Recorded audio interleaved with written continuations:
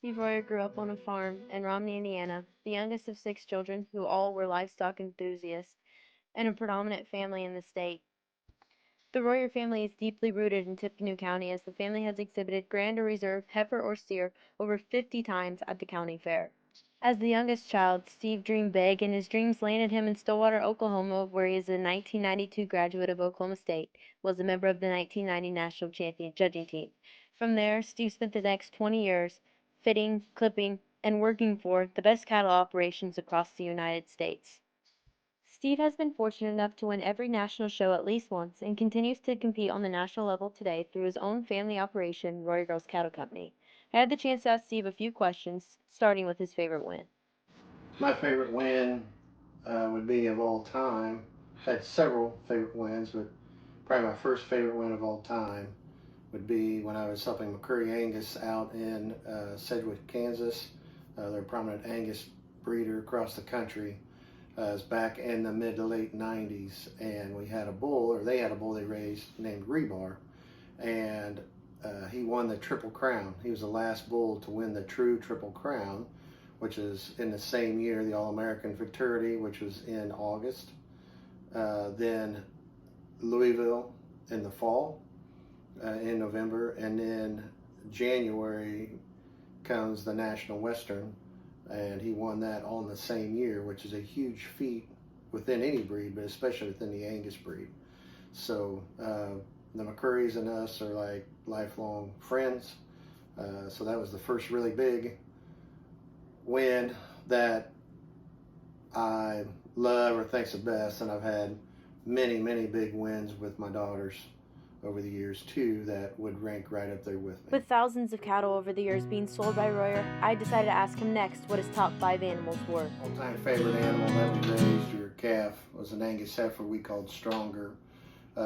Starting out over the years as the girls were little, we bought cattle to be able to produce our own later on. Stronger was really one of the first ones that we raised that was really good.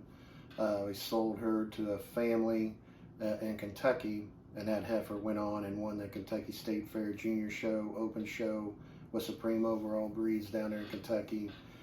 We actually took care of her for this family through the summer, and my wife and Hunter and Soph did most of the work because I was traveling a lot. But that heifer has raised some really good ones over the years. And so that's kind of the start of us raising our own cattle and selling and promoting our cattle. So I would say Stronger was the greatest one that we raised so far. So the second one I would say is another Angus female that was a couple years after Stronger, and is actually one that we bought out of Montana, and her name was Stardom, is what we called her. Sold part of her to another family that was getting started in the Angus breed. That heifer went on and herself won at the at the Hoosier Beef Congress and the State Fair and the American Royal and National Junior Angus Show, and all over the United States. She won quite a bit herself, but then her progeny, or her calves that we've had and the other owners out of her that we share her with have won multiple shows all over the United States and continue to have raised really good ones. So that's another one with Stronger, and Stardom would be two of the base females within our herd that has started us and the girls Angus herd and their success throughout the years so far. So our third actually be three females I think that have really started our herd, or some of my favorite all-time animals that I've raised. The third one, her name was Mara, and she's actually out of a heifer that we sold a family, and then we bought her first calf back, and we named her Mara, and that was my oldest daughter Hunter's first show heifer, and she was young for a show heifer, but she went on and was supreme heifer at our Indiana Angus preview show and the Open and Junior Show. Champion Angus, she won at the State Fair, at the World Beef Expo, and at the at the National Western, and in Louisville.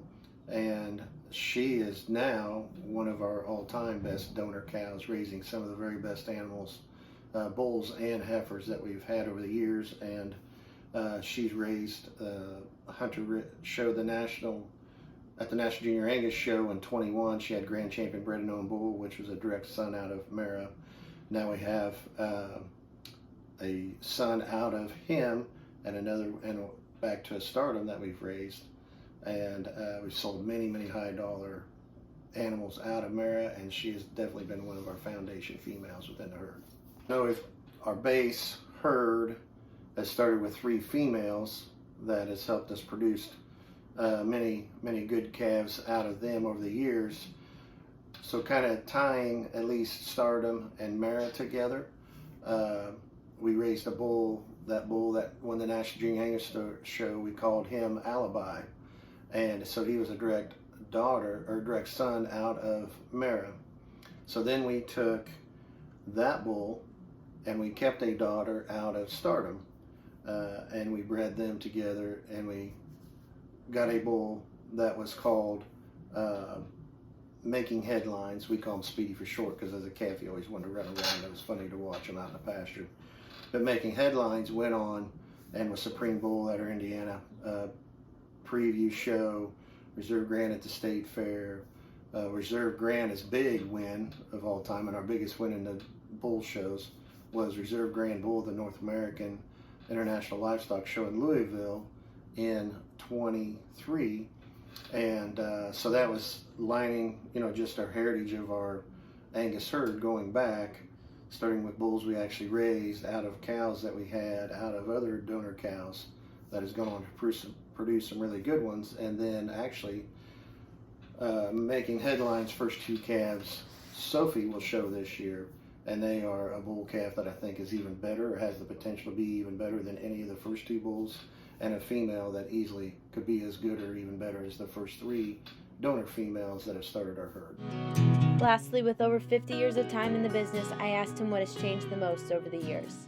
So I would say, on the question of what has changed the most in the industry, or the show cattle industry, or the breeding stock industry over the last 20 years, is the use of artificial insemination and embryo transfer. Back 20 years ago, that was offered, but not as relevant or as much as it's used today. So back then, you might have 1 or 2 calves out of a famous cow that's done really well, like one of our donor cows that has gone on and produced. So there's more people producing their own cattle out of their own herds with their own genetics.